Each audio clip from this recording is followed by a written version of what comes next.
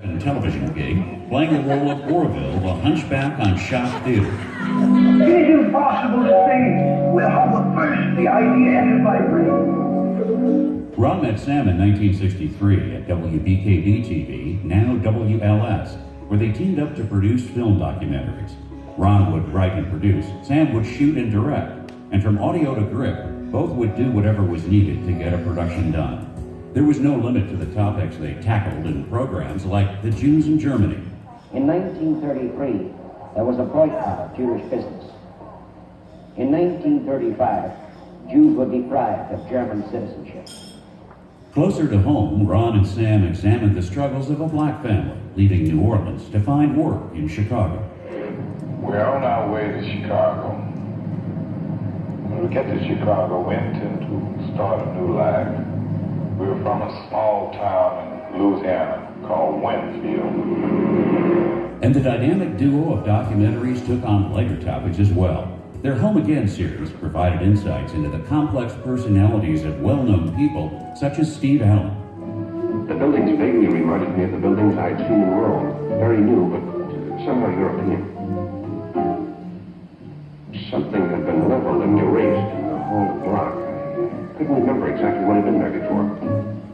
Ron and Sam left ABC in 1966 to help fledgling TV station WFLD get on the map. They produced several documentaries, including A War with Many Faces, chronicling a newspaper photographer's experience in Vietnam. Purposely, I didn't do too much in the way of background and reading and politics, and didn't ask any questions, and everything was purely my own, the way I saw it. I think maybe it would be a way that anyone from the United States would see it if they would go to a place for the first time. A War with Many Faces and another documentary, Panorama, both won Emmys in the late 60s as Ron and Sam continued to hone their craft.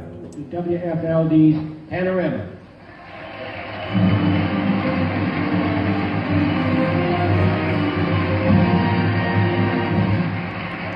Ron and Sam appealed to many audiences, adult and children alike, from producing documentaries like USS Lincoln aircraft carrier, showing a full-service war machine on the open ocean.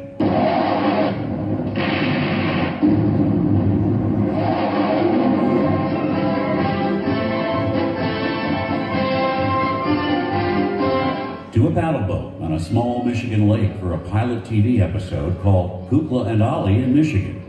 Kukla, I want you to meet Captain Dick Kaufman. How do you do, Dick? Hi there. How are you? Nice to meet you. Oh, this is a great trip. We're having a good time, aren't we, Allie? You bet we are. In the mid-60s, Ron and Sam launched Vivo Productions. They produced hundreds of films, including the very popular and entertaining Chatter's World, that combined Ron's voice with the energetic antics of a chimp, taking on very human situations. Our radar screen adjusted and see what it has to tell us. Let me see here now. Let's get this thing going here. It looks pretty snowy. I mean, the picture is snowy. That's what it is. And I see an unidentified flying object. Unidentified flying object? Oh my, that could mean enemy plane. Okay, everybody run for shelter. Everybody duck for cover. Yes. Command the air raid shelters. How are we doing? Let me know when it's all clear. I'm taking class at Columbia College from Sam and Ron. It's held at Vivo, their production company on Willow. And I go to the first class and I hear this voice.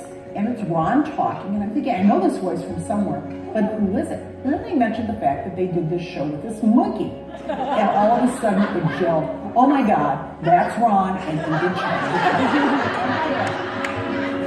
A very memorable series and a lifetime of memorable work. Ron and Sam closed the doors of Vivo just before the turn of the millennium.